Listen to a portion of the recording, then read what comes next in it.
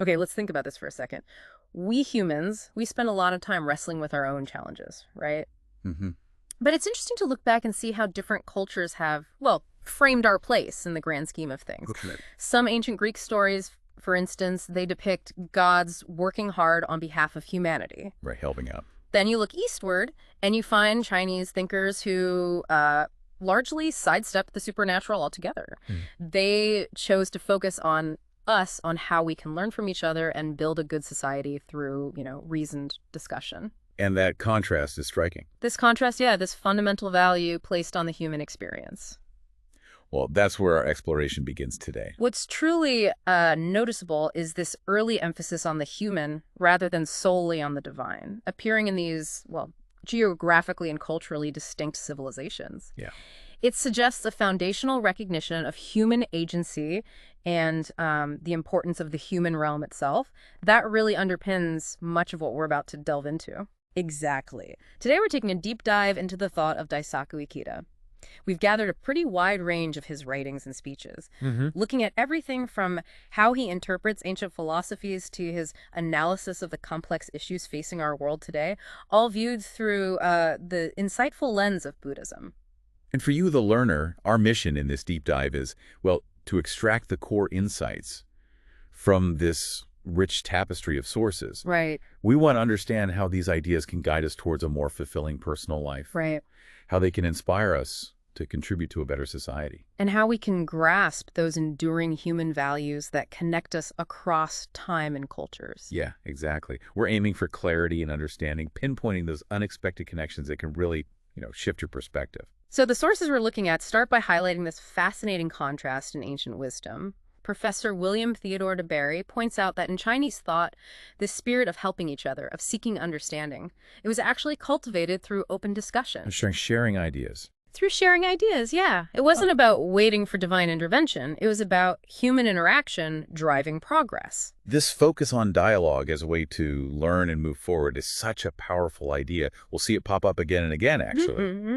It's a different approach compared to traditions where knowledge might be seen as flowing primarily, from a higher power down to us. Right. And Confucius, such a pivotal figure in Chinese thought, as the texts remind us, he made it a point to avoid extraordinary things, feats of strength, disorders, and spiritual beings. Yeah, kept it grounded. His focus was squarely on our everyday human experience. This grounded perspective is really key. The ancient Chinese ideal wasn't about, say, trying to please unseen forces. No. Instead, it was about bringing order, a sense of cosmos, out of chaos disorder, through something entirely within our reach. Education, continuous learning. And this wasn't just like a passing thought. Our sources emphasize that this dedication to human learning, this idea of building a better world through education, it's been a constant in China for over 3,000 years. Yeah, woven through different philosophical schools, not just Confucianism. Right.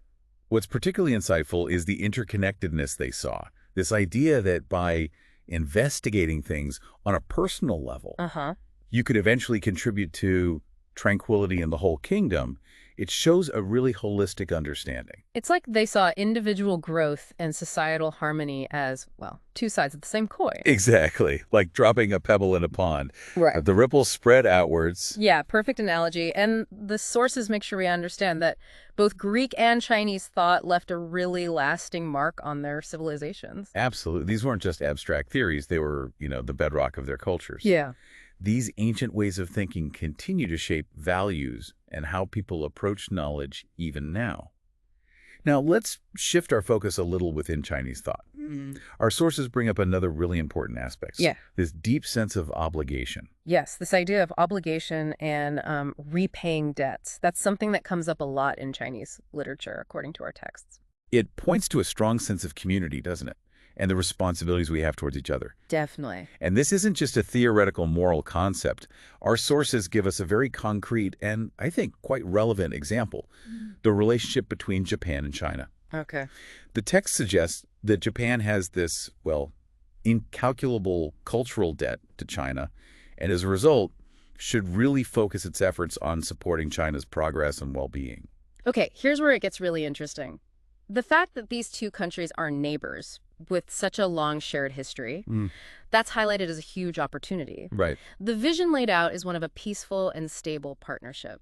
not just for their own good, but as a powerful force for peace in Asia and, well, across the globe. This emphasis on cultural exchange and mutual benefit as the foundation for peace is a powerful one. It goes beyond just political agreements or economic ties. Yeah, it's deep. And emphasizes the deeper connections that exist between societies through shared culture and history. Now, our deep dive takes us to another fascinating place where East and West have met. Turkey under Kemalism. Istanbul, right. With its past as Byzantium and Constantinople. It's presented as this really potent symbol of the meeting point between Eastern and Western cultures. And Kemalism, the principles behind Ataturk's reforms, it's described as a framework that's open-minded and strives for universal values. What's really interesting about the 6 principles of Kemalism, things like republicanism, nationalism, populism, statism, secularism, reformism, is how they're interpreted in our sources. They're not seen as being narrow or exclusive, but rather as a foundation for embracing values that can resonate with people everywhere. Ataturk's main aim, we learn, was to help the Turkish people realize their potential in the modern world. And his saying, "Make new friends but treasure old ones," really highlights this idea, doesn't it? It does. A nation opening itself up to the world while still valuing its own traditions. It's a balancing act. Precisely. He was trying to steer clear of a limited, exclusionary form of nationalism by embracing a broader, more universal outlook. This connects back to that earlier idea of cultural exchange being a path to peace. Now, let's move from these large-scale political and cultural movements to a more personal and hopeful perspective that our sources bring up. Yes, there's a mention of a poem attributed to Pushkin. "The deeper the darkness, the closer is the dawn." Powerful. That's such a powerful image, linking hope to the idea of future happiness. It suggests that even when things seem really tough, there's always the possibility of a new beginning just around the corner. And this feeling of hope is linked in our sources to Teachers College at Columbia University. It's seen as this premier institute that consistently produces youthful leaders who will go on to shape a magnificent new era. There's a real sense of optimism tied to the power of education and the potential of younger generations. So what does this all mean for us, the learner? We're seeing this thread of hope running through these different situations. And it connects really well with our next point, the fundamental interconnectedness of life. Yeah, and the crucial importance of compassion. Exactly. Our sources quote Thoreau's idea of the infinite extent of our relations, which paints this picture of a vast web where all life supports each other. It's a great image. And Buddhism, as our texts explore it, actively work to cultivate a deep wisdom that comes from truly empathizing with all forms of life. The link between wisdom and compassion in Buddhism is really emphasized. It's not about trying to, shut down our emotions or pretend we don't have likes and dislikes. No. Instead, it's about recognizing that even people we might not get along with, well, they have qualities that can contribute to our own growth and our shared humanity.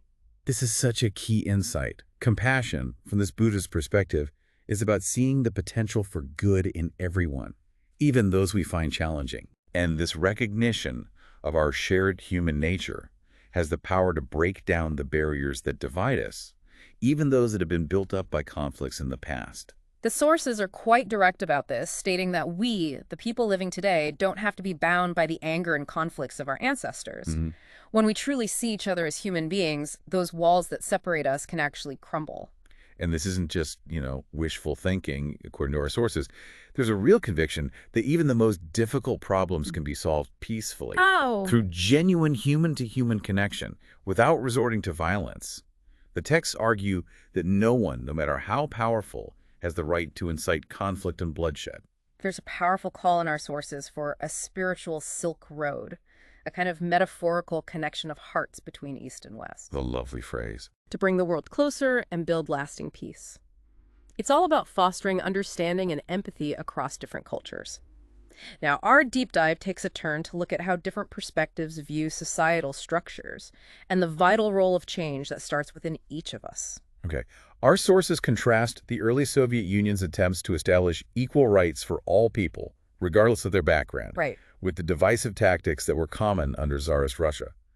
Lenin's vision of a federation built on trust and a sense of brotherhood is highlighted. It's interesting to learn that even back in 19th century Russia, there was an understanding of the need to connect Eastern and Western cultures. Yeah, serious academic study devoted to Eastern traditions. which, according to our text, put the Soviet Union in a unique position to understand and encourage cultural exchange between Asia, Europe, the developed world, the developing world. However, our sources also offer a critical look at Christian states, noting the historical difficulties they faced in balancing secular and religious authority, Which sometimes hindered stable government. right, hindered the development of stable governments. Arnold J. Toynbee's analysis. The Byzantine Empire's decline due to the idolization of an institution that's mentioned. But the text also suggests that a broader understanding of the idea of a divine right to rule could actually foster a more positive relationship between politics and religion. It really comes down to how these concepts are understood and, well, put into practice. This leads us to Mircea Eliade's hopeful idea of a new humanism emerging from the interactions between the West and the non-Western world. As someone born in that kind of crossroads region, Exactly. He saw a lot of potential in this exchange. even though some sensitive people might feel a sense of despair or, weariness with the world today, our sources argue we need to focus on the deeper trends in history. Really listen to the voices of ordinary people. Yeah, and tap into the underlying movements that point towards peace. It's about looking beyond the surface of current events. Now, let's consider some different ways of looking at history that our materials present. The deeply ingrained sense of history in China, going back thousands of years, is highlighted.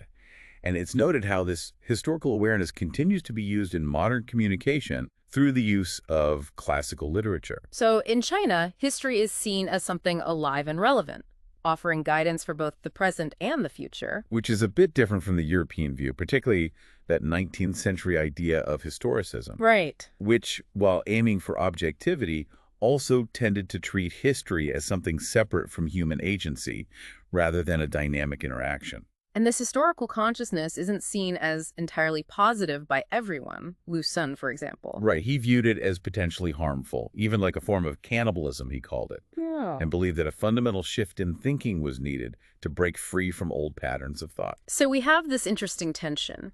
History as a respected guide versus history as something that could potentially hold us back. Yeah, it really emphasizes how important it is to engage thoughtfully with the past. Moving on, our deep dive looks at the idea of the poetic spirit. The decline of this poetic spirit in today's society is presented as a sign of feeling disconnected, alienated even. Which is why Jose Marti's call to educate with poetry is seen as so important. To help us reconnect with that deeper, more human side of ourselves. And this connects to the idea of inner cultivation, building character, developing discipline, training ourselves. The sources argue that modern civilization, in its constant drive for material things, convenience, efficiency, it has kind of overlooked this crucial aspect. Leading to some serious social problems, which they term the trilemma. This trilemma represents the interconnected nature of major issues facing industrialized nations. This neglect of our inner development has had consequences that go, well, beyond just our material well-being. Which leads us to think about the concept of the greater self and the importance of finding a path of moderation in our lives. Arnold J. Toynbee, even later in his life, remained deeply concerned about the future of humanity and really exemplified dedication to his work. His personal motto, "Let us work laboramus," reflects this deep commitment. Toynbee hoped that in the coming century, human civilization would move beyond being bound to the lesser self, to our ego and selfish desires, and instead embrace an understanding of a more permanent self that exists beyond just the physical world. This, according to our sources, is essential for building a truly humane civilization. The choice we face, both as individuals and as a society, is presented quite clearly, isn't it? It is. Do we stay focused on our own selfish desires, or do we strive for a state of enlightenment, becoming aware of this greater self? The possibility of well-being for everyone really depends on this decision. And this brings us to Mahatma Gandhi, whose life really embodies this alternative to being self-centered. His unwavering hope, his belief in the fundamental goodness of the universe. Truly remarkable. Everything he did showed a deep concern for others, a pure optimism that wasn't tied to any desire for personal gain. Gandhi's life offers us a powerful example of living for this greater self. Now, let's turn our attention to the Buddhist perspective on life and death, which gives us a really unique framework for understanding our existence. Okay. The Buddhist concept of the transience of all phenomena, in Japanese it's shogi muju, describes the constantly changing nature of everything. how things form, continue, decline, disintegrate. Exactly. We experience this transience in our own lives through what are known as the four sufferings: birth, or just ongoing existence, really, illness, aging, and death. It's fascinating that the problem of death is presented as a major reason why religious and philosophical systems came into being in the first place. Right. Plato saw philosophers as preparing for death. And Nichiren, whose thought we're exploring, urged us to, first of all, learn about death and then about other things. Puts it front and center. Buddhism also talks about an inherent dharma nature, hosh within all of reality, that goes through cycles of appearing and disappearing. Which includes both life and death. Yes. This cycle is often compared to sleep and wakefulness, with death being seen as a period of rest and replenishment before a new life begins. The Lotus Sutra, a really important text in Mahayana Buddhism, teaches that the whole point of these eternal cycles of life and death is to be happy and at ease. With both. With both, through consistent faith and practice. Nichiren himself described reaching this state as the greatest of all joys. This perspective really challenges the idea that we can achieve lasting happiness just by changing things on the outside. Yeah, external fixes only go so far. Our sources suggest that this coming century needs to focus on inner transformation and a new way of understanding life and death. Mahayana Buddhism offers some really helpful guidance here. One of the key aspects here is the Buddhist emphasis on how everything is connected, interdependent. Right, that web again. Yet at the same time, the scriptures remind us, you are your own master, and be lamps unto yourselves. Which might seem like a contradiction at first glance. It does, but it really highlights the importance of individual independence that's grounded in this understanding of a greater self. This greater self taiga in Japanese isn't the ego-driven lesser self shuga, but is actually connected to the life of the entire universe, linked through cause and effect across both space and time. It has echoes of Jung's idea of the unifying self. And Emerson's concept of universal beauty, yeah. The poetry of Walt Whitman, celebrating the human spirit's ability to understand and even master the cosmos, is brought in here too. This greater self embraces the suffering of everyone, seeks to ease pain and build solidarity. Which helps us overcome the isolation of modern life. Exactly, and find joy in both living and dying. Nichiren even viewed birth, aging, sickness, and death as beautiful aspects, adornments of our own inner treasure tower. This treasure tower is such a powerful metaphor for the inherent worth and potential that lies within each of us. Our sources then delve into the deep connection between life and its environment in Buddhism, stating that without life, environment cannot exist. They see this relationship as inseparable, a dynamic and unified whole. And the key, they say, is to activate our own inner resources of energy and wisdom.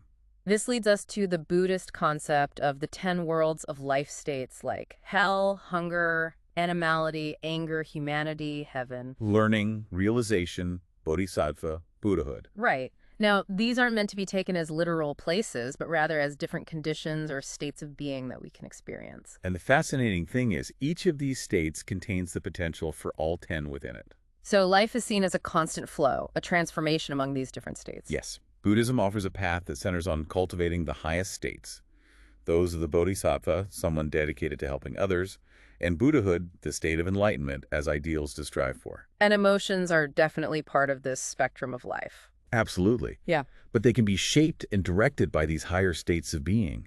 Nichiren's own life, with all its challenges, serves as a really powerful example of someone who lived and embodied these teachings. Now, let's shift gears a bit and look at Sun Yat-sen's vision and the idea of Chinese pragmatism. Okay. Sun Yat-sen believed that any movement for change had to deeply connect with human reality, with people's actual lived experiences, to truly matter. In his view, freedom itself was inseparable from these lived experiences. Chinese pragmatism, as described in our sources, is interesting because it's willing to embrace what might seem like contradictions in order to find holistic solutions, rather than engaging in direct conflict. It's a flexible kind of humanism that looks for unifying alternatives. Much like the ancient concept of the Great Harmony or Tokkum. Exactly. Sun Yat-sen's understanding of freedom, which he saw as arising from the constant changes of real life, really reflects this broader, more adaptable approach. Our sources suggest that the true measure of a people can be seen in their art and literature.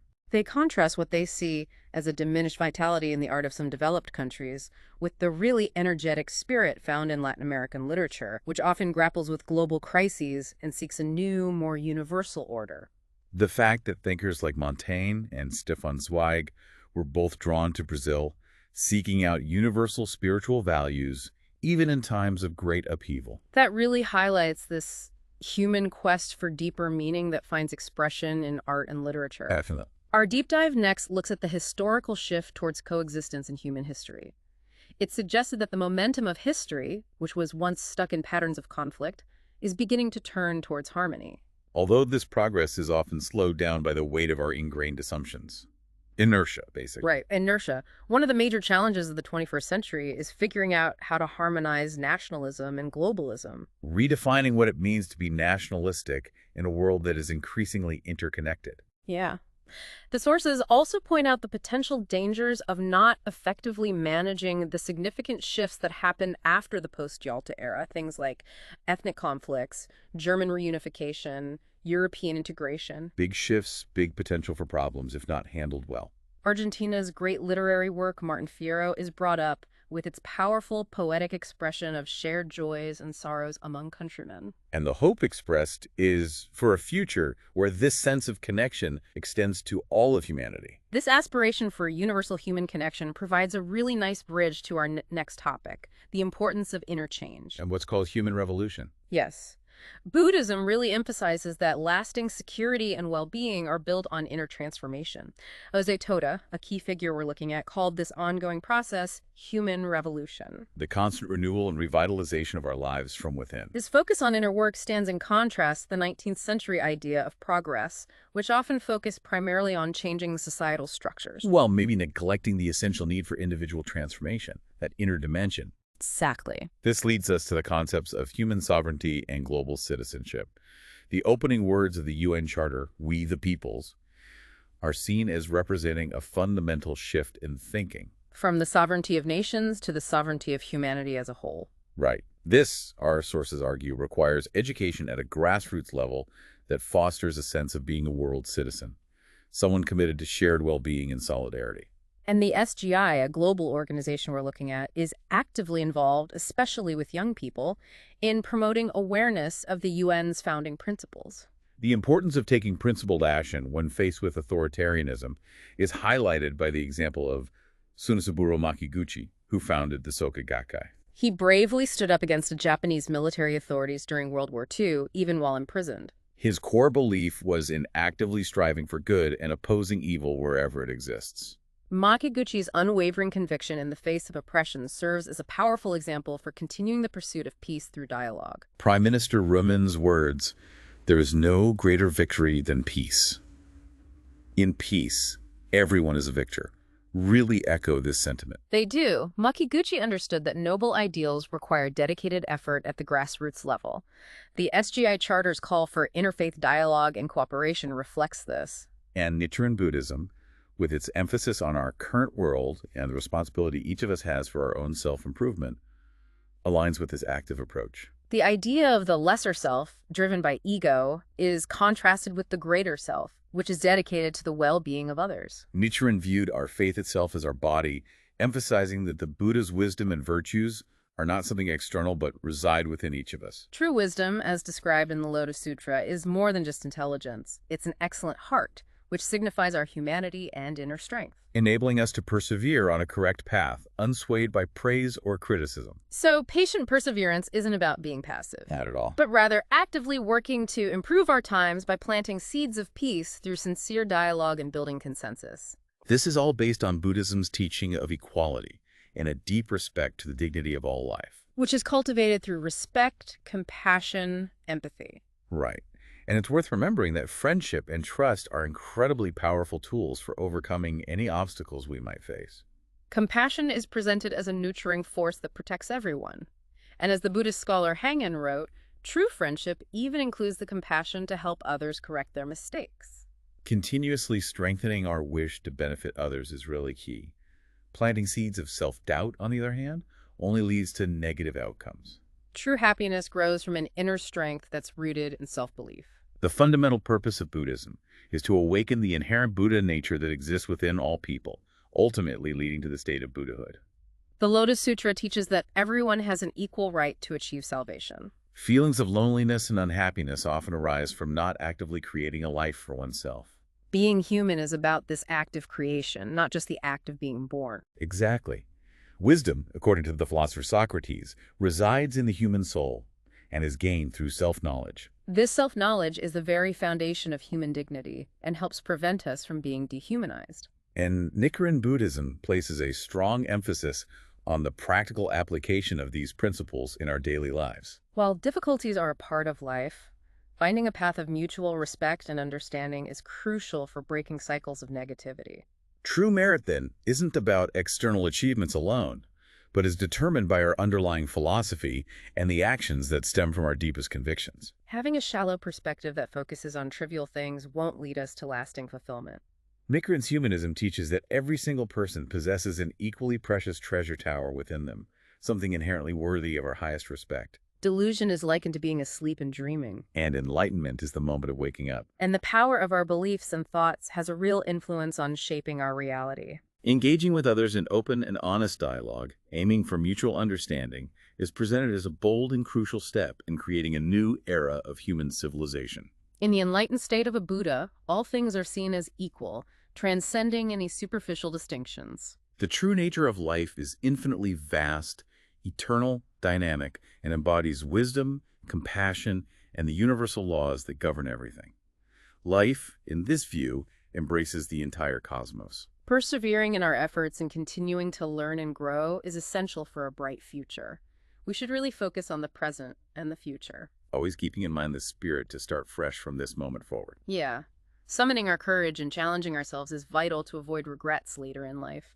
Unhappiness often comes from being constantly swayed by the opinions of others. True happiness is born from an inner strength and a deep belief in the path we've chosen. Recognizing that we are all part of this vast, interconnected web of life naturally leads us to reflect on our own role and how we should live. Protecting the lives of others and taking care of our environment are seen as fundamental expressions of compassion. Nichiren's own life mirrored the persecutions that were predicted in the Lotus Sutra, which led him to identify himself as someone dedicated to upholding its teachings in this particular era. Nichiren taught that eventually everyone in the world would embrace the teachings of the Lotus Sutra, becoming individuals dedicated to the well-being of all people now and in the distant future. Spreading the teachings of the Lotus Sutra helps to create a world where individuals base their lives on what's called the mystic law. Our practice should be both joyful and wise, avoiding pushing ourselves too hard, especially when we're not well, to maintain a genuine enjoyment of our faith. Buddhism is about reason, emphasizing wise decision-making and a joyful approach to our practice. Chanting Nam-myoho Renge-kyo is presented as the core practice, embodying the ultimate truth of life. The relationship between a mentor and a disciple is seen as deeply significant, a connection dedicated to fostering human happiness. With the Buddha being someone who deeply understands and creates the opportune time to share these profound teachings. Buddhism helps us to see the suffering in the world and also empowers us to create happiness, bringing forth our innate wisdom into society for the benefit of ourselves and others. Nam-myoho Renge-kyo is said to contain all of Shakyamuni's practices and the virtues he attained. Believing in these 5 characters brings the same benefits. Embracing the Gohonzon, a central object of devotion, is described as observing our own minds and ultimately attaining Buddhahood in our current form. Chanting is the diligent practice described in the scriptures, helping us to manifest the 3 aspects of a Buddha's being, their wisdom, compassion, and true nature, through our earnest dedication to these teachings. A courageous faith can instantly reveal the life state of the Buddha within us. Remembering the immense compassion of Nichiren Daishonin and practicing our faith with gratitude and joy is really important. The law that is profound and never known before becomes apparent through our ardent faith in the Gohonzon. President Toda explained that the passage referring to the realization of this law marks the establishment of the Gohonzon of the Buddhism of sowing in Nichiren Daishonin's life. Shakyamuni's own compassion and wisdom were evident in his efforts to share his enlightenment with as many people as possible, adapting his teachings to their different capacities to guide them towards the wisdom of the Buddhas. Having firm faith in the Gohonzon leads to the highest wisdom, a principle known as substituting faith for wisdom. Nichiren's intention is to enable everyone to become a Buddha. Therefore, those who follow his teachings throughout their lives will definitely achieve true happiness. Difficulties arise from negative causes within our own lives, not because we somehow deserve to suffer. The Buddhist teacher Tian Tai identified 3 types of expedient means, ways the Buddha adapted his teachings to guide people towards the ultimate truth. Before the Lotus Sutra, the Buddha often adapted his teachings to suit the people's understanding. However, in the Lotus Sutra, the Buddha directly articulated the wisdom he had attained, approaching the human world with this deeper truth. These earlier teachings gain new significance as we understand them to be partial expressions of the full truth revealed and unified in the Lotus Sutra.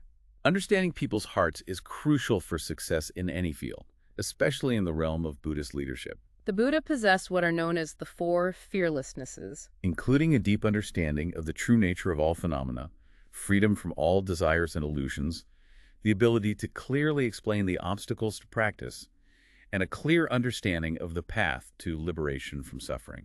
Truthful and gentle words are defined by whether they ultimately benefit the person, even if they might sound harsh at the time. True wisdom is the ability to see the true nature of all things. Buddhism describes 5 different levels of vision, culminating in the Buddha eye, which perceives the true nature of life across past, present, and future. The wisdom of the true aspect of all phenomena involves seeing things with both the Dharma eye and the Buddha eye. Seeing all things as manifestations of Myoho Renge Kyo is how we perceive their true aspect.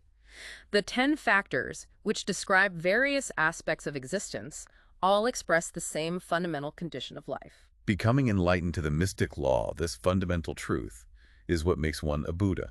Actively working against evil is seen as proof of being a true disciple of Nichiren Daishonin.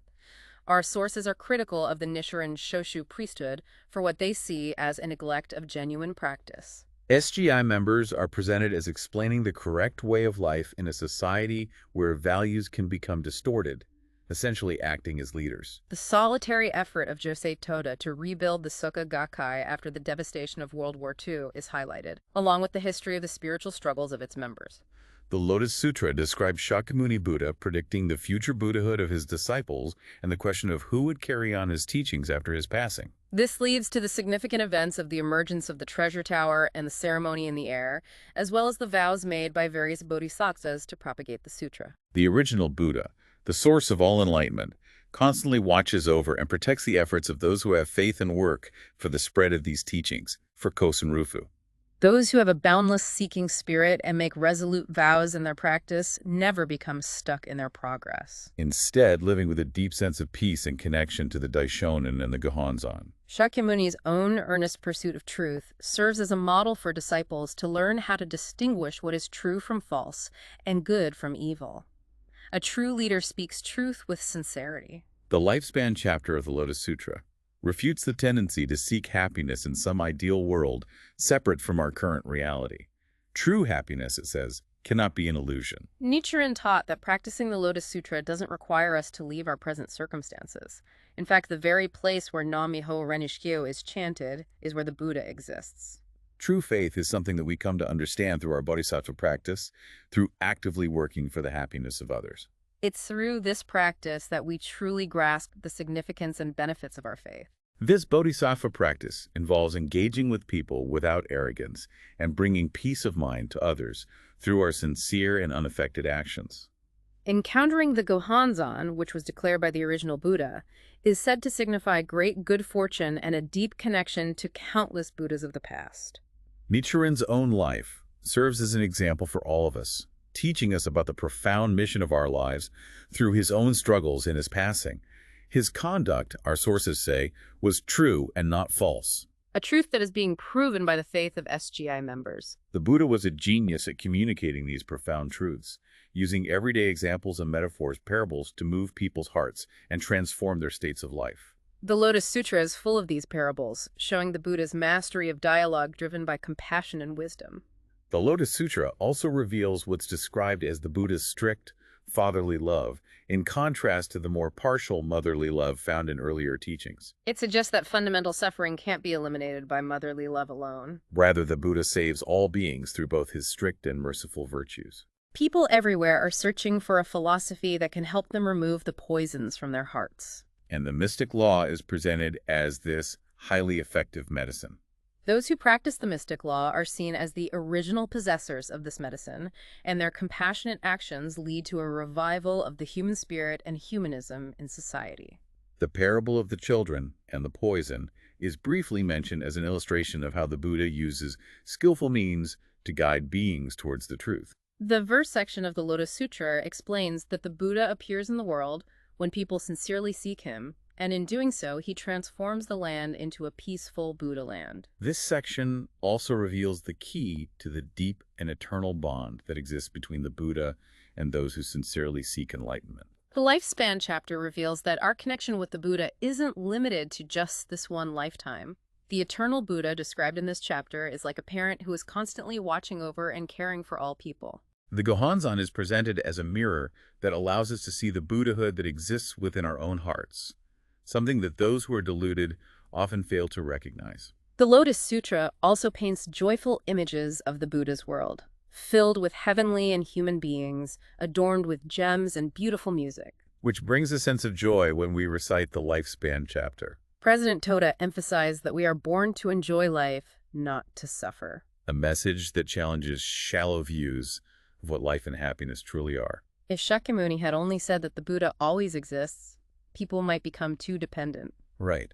Instead, the Buddha's wish is for people to become self-reliant and to develop the state of Buddhahood within their own lives. The ultimate skillful means he employed was to appear to enter extinction, which in turn arouses a seeking mind in his disciples. And truly see the Gohonzon, it's necessary to approach it with a gentle, peaceful, and honest heart of faith. It's this kind of faith that allows us to perceive the Daishonin's life within our own and to sense the eternal benefits of our practice.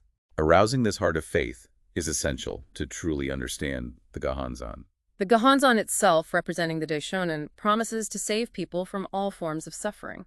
Continuing to advance in our faith with sincerity leads to boundless life force and the development of our greater self. The story of Bodhisattva Never Disparaging, a past life of Shakyamuni, illustrates the importance of deeply respecting everyone, recognizing the Buddha nature inherent in all beings. This practice ultimately led to his own Buddhahood, and even to the Buddhahood of those who had attacked him. The mystic law, or Myoho Renshikyo, is the ultimate law and truth of life and the universe in Nichiren's teachings. The three bodies of a Buddha, the Dharma body, the reward body, and the manifested body, are understood in Tiantai's view as inseparable aspects of a single enlightened being. Maestro Ikeda has a really strong and, well, unwavering belief in the potential of humanity to achieve positive change, no matter the challenges we face. The Sangha Gakkai, the organization he leads, is deeply committed to fostering social, cultural, and spiritual values, building networks of dialogue, solidarity, and service around the world.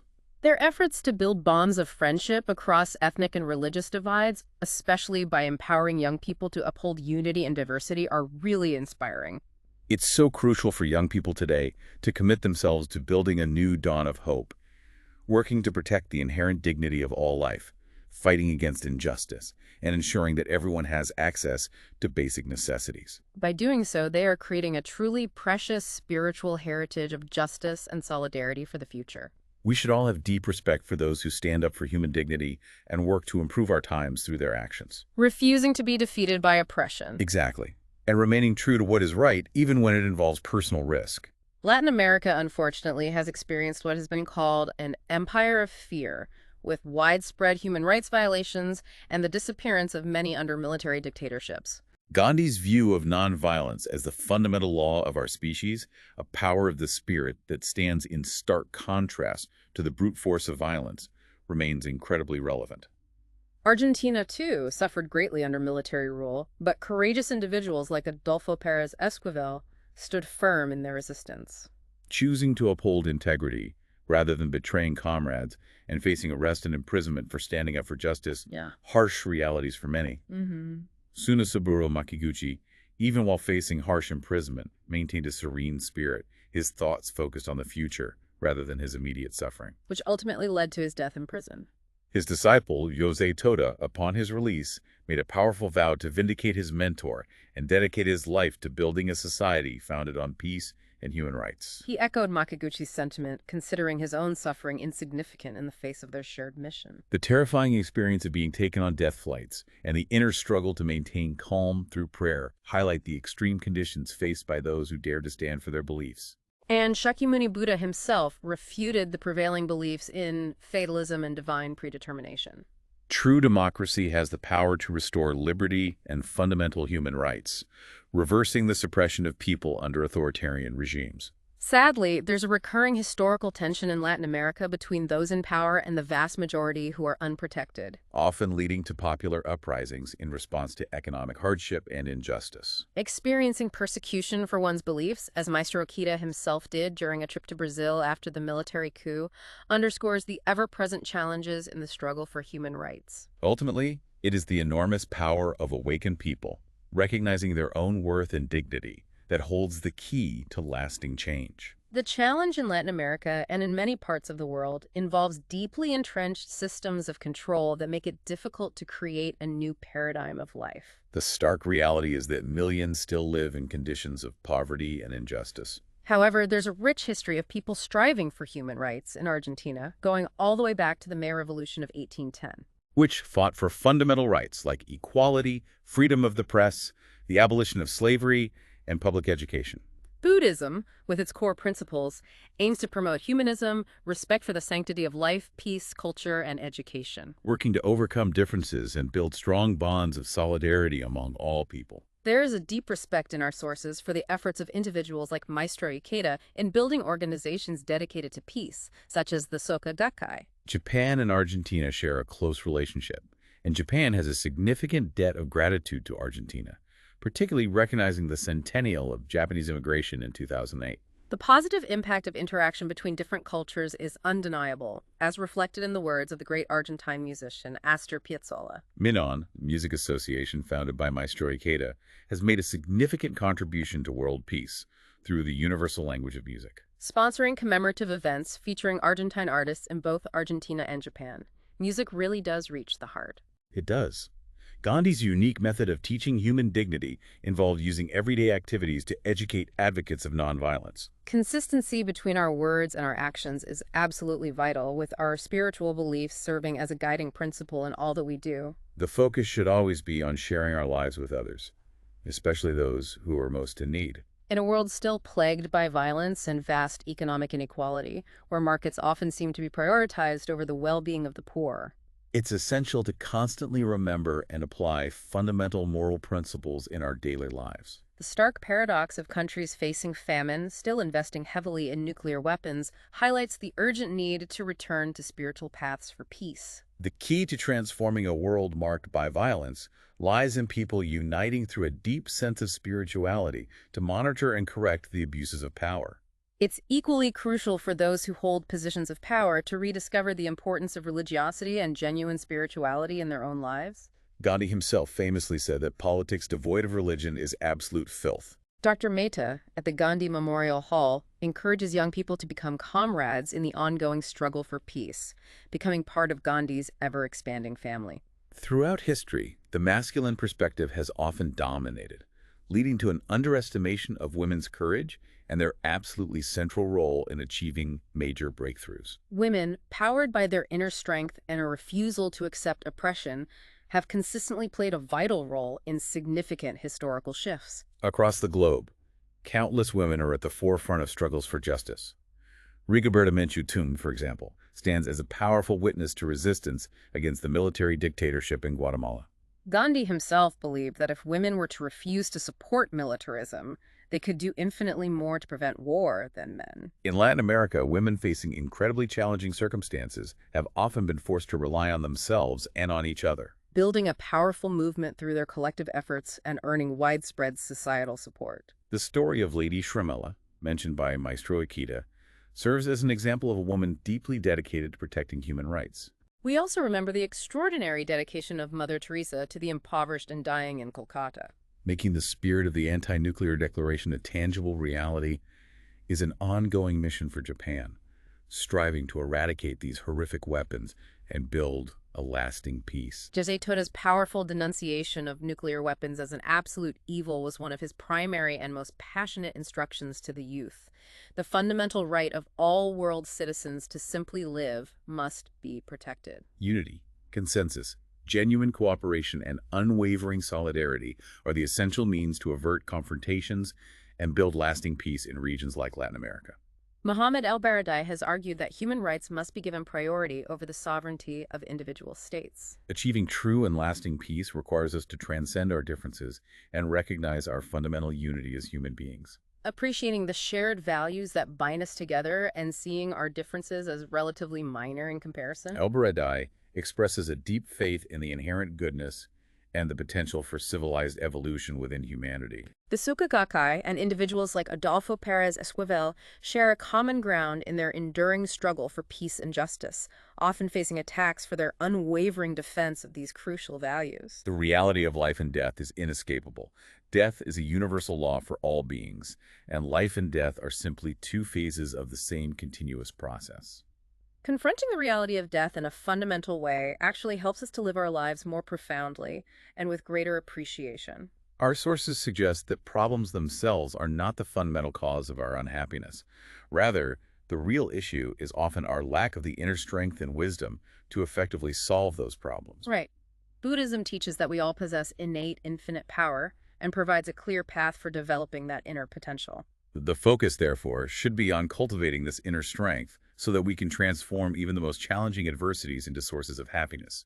This strength and wisdom ultimately derive from our own life force. Nichiren lived during a time of immense social upheaval and persecution in Japan, marked by natural disasters, epidemics, famine, the constant threat of invasion. He believed that these troubles arose from a misunderstanding of the profound teachings of the Lotus Sutra. His outspoken criticisms of the government and other religious teachers ultimately led to his banishments. The Buddhist principle of dependent origination explains that nothing exists in isolation.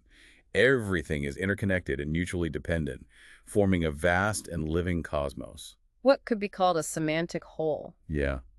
This is a core concept in Mahayana Buddhist philosophy, shaping its understanding of both life and the universe. The treasure tower that appears in the Lotus Sutra is a powerful metaphor for the vastness and preciousness of individual life. This massive tower emerging from the earth represents the limitless potential within each of us. Its adornments, the 7 treasures, symbolize that every life is a unique collection of invaluable qualities. And within this tower resides the Buddha of many treasures. In Buddhism, good karma arises from wholesome intentions, like kindness and compassion. Bad karma, on the other hand, stems from greed, anger, and foolishness. There's a continuous chain of cause and effect, and our past actions, our karma, definitely influence our present. This karma resides deep within us, activated by the realities we encounter in our present life. The effects of our karma can manifest in this lifetime or in future ones. And some karma is seen as fixed, while other karma is more adaptable. Right. Nichiren himself emphasized the immense preciousness of life, stating that an extra day of life is worth more than 10 million ounces of gold. Life is sacred. Once it's gone, it can never be recovered. However, it's not just about clinging to life. No, it's about making each and every day truly meaningful. Buddhism speaks of a relatively constant self that endures throughout the transformations of our lives, which is referred to as the greater self. This greater self, characterized by compassion and engagement with the world, is contrasted with the lesser self, which is often closed off by delusion. The greater self is essentially synonymous with our Buddha nature. Living for this greater self means recognizing the universal principles that govern life and rising above the suffering that comes from the impermanent nature of things. The belief in something eternal is often seen as necessary for living a truly profound life. We can think of life as having different stages: our school years, the years that follow, and then retirement. The key is to make our life shine brightly at every stage through our mindset and attitude. Old age, for example, can be a bitter winter for those who are foolish, but a golden time for those who have cultivated wisdom. It all depends on our inner state. Aging gracefully is often seen as more challenging than facing death, as it requires a forward-looking and positive spirit. Death is an inevitable part of life, and Buddhism encourages us to view it in a positive light, as a departure point for a new existence. The first step in this shift in perspective is realizing that life is actually eternal, an endless series of moments, each containing the potential for eternity. The purpose of Buddhism is to help us realize this eternal nature in our present lives and to live fully and meaningfully. To truly confront the problems of life, we need to engage with our whole being. The phrase exertions of 100 million eons signifies this complete and wholehearted engagement with life. Awakening our total consciousness and leaving no inner resource untapped. It's through this kind of engagement that we bring forth what are known as the three bodies of the Buddha, the embodiment of truth, wisdom, and compassion. Through consistent practice of the Lotus Sutra's teachings, this eternal state of Buddhahood wells up within us. Our life force is strengthened. And our lives can even be extended through our practice and our sincere desire to lead others to happiness, living a life dedicated to the well-being of others, a bodhisattva way of life. Understanding the processes of aging and death is crucial for living a meaningful life and facing death with peace. Often there's a resistance to acknowledging our physical decline and our mortality. Understanding both the fleeting and the eternal aspects of life is key to living fully and dying peacefully. In fact, the chief purpose of philosophy and religion is often seen as helping us understand death and the true meaning of why we live. Knowing where we come from and where we are going helps us establish a clear sense of identity. The process of aging can actually prompt us to seek a kind of rejuvenation that comes from a larger understanding of life, which Buddhism offers.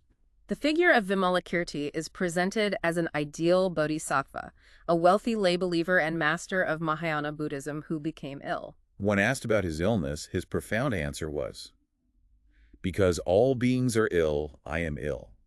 The bodhisattva enters the path of birth and death for the sake of all other beings. That's powerful. It's likened to the way a parent feels the illness of their child. Even as Nichiren himself was weakening due to sickness and old age on Mount Minobu, he continued to fulfill his life's purpose.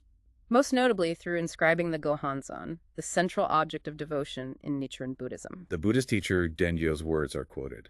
"Shallow is easy to embrace, profound is difficult. Discarding the shallow and seeking the profound is the way of courage."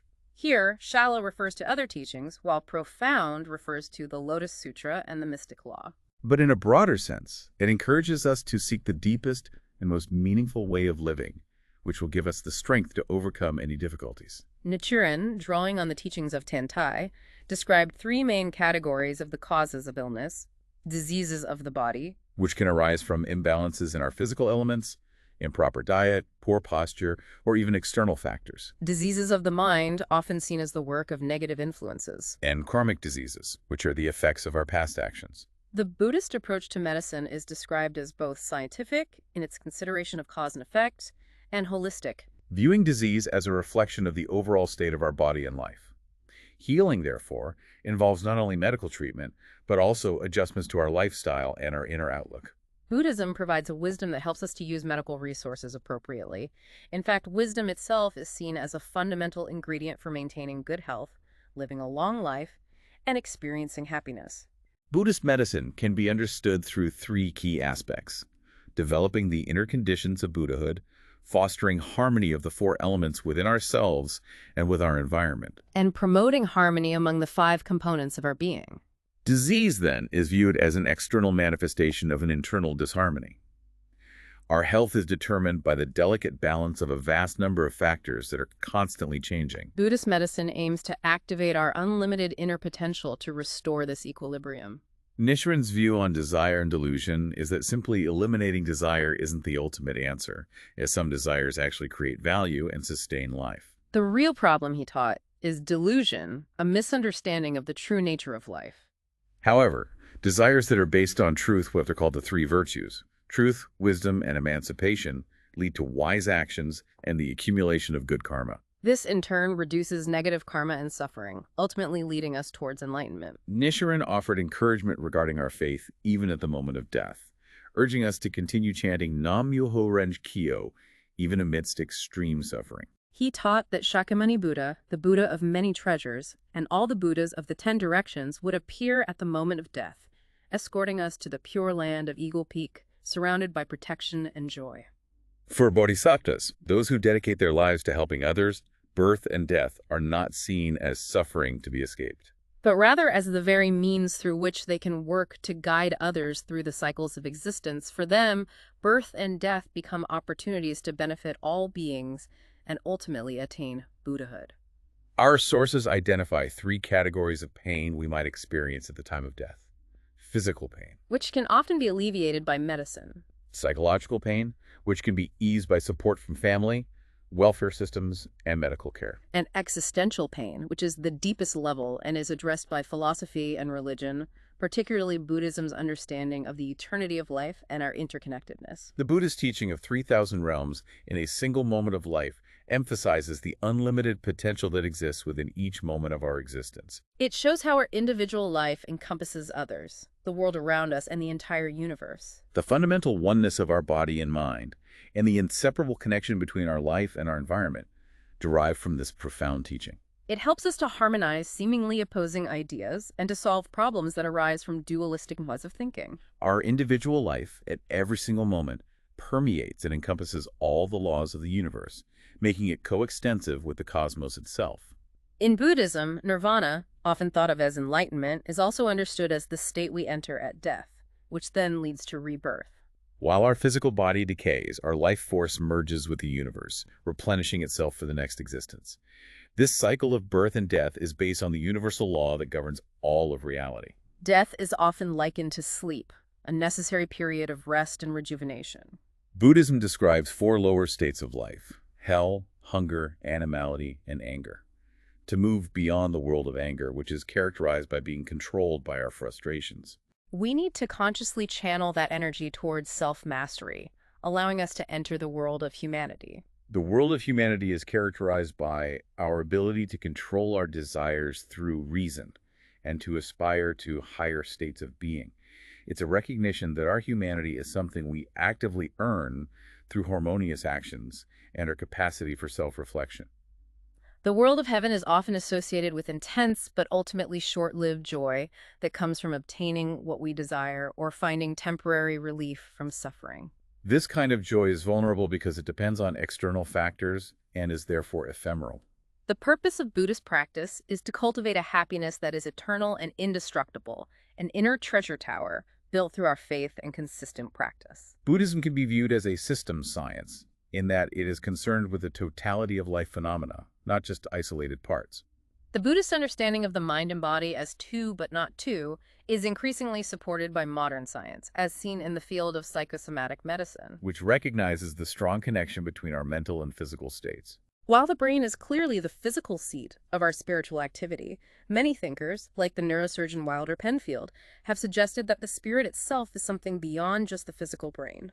The Buddhist understanding of life is that individual life contains all the universal laws and underlying power of the cosmos.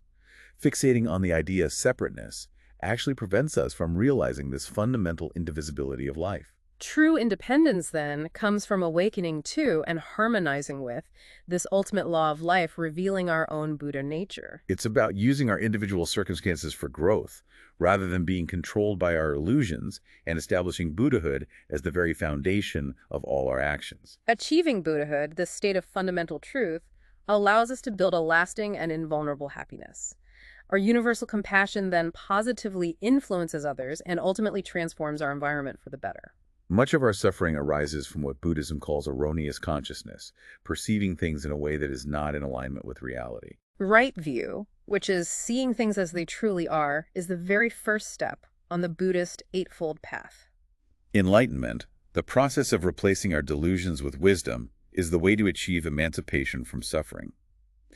This understanding of how our perception shapes our experience is the basis of the Buddhist concept of the nine consciousnesses. The alaya consciousness is like a deep storehouse where karmic seeds are accumulated, and these seeds influence the workings of our other seven consciousnesses. Our karma affects both our body and mind, shaping our tendencies, our responses, and our individual attributes. Our current physical and spiritual state is a result of our past karma. Reward and retribution are primarily internal states that are then reflected externally in our lives. At the time of death, our life gradually moves into a latent state within the alaya consciousness in three stages. First, the five senses become dormant, then the sixth consciousness, and finally the seventh, all receding into the alaya. The eighth and ninth consciousnesses are seen as the vessel of our eternal life. Through practices like meditation, we can cultivate compassion and overcome negative emotions like anger, tapping into our inner wisdom and the power of the ninth consciousness, which represents our inherent Buddhahood. The full value of the nine consciousnesses is realized when we actively bring forth this ninth consciousness, our Buddha nature, in our daily lives. Nichiren Daishonin gave concrete expression to this fundamental reality in the practice of chanting Nam-myoho Renge Kyo, opening a clear path for us to reveal our own Buddhahood, our greater self. As he said, the body is the palace of the ninth consciousness. Chanting Nam-myoho Renge Kyo is the way to open the Buddhahood within. The lotus flower holds rich symbolism, with various meanings throughout India's history, representing fertility, the origin of Brahma, beauty emerging from mud. Remaining unblemished by its surroundings, often compared to the eyes, symbolizing the opening to divine philosophy. Right. The power of chanting Nam-myoho Renge Kyo is described as increasing the brightness and effectiveness of our good states of mind. It helps to merge both good and evil tendencies towards a state of happiness characterized by eternity, joy, true self, and purity. This practice brings forth our inherent Buddhahood, the ultimate reality of each life, through our faith in the Gahanzan.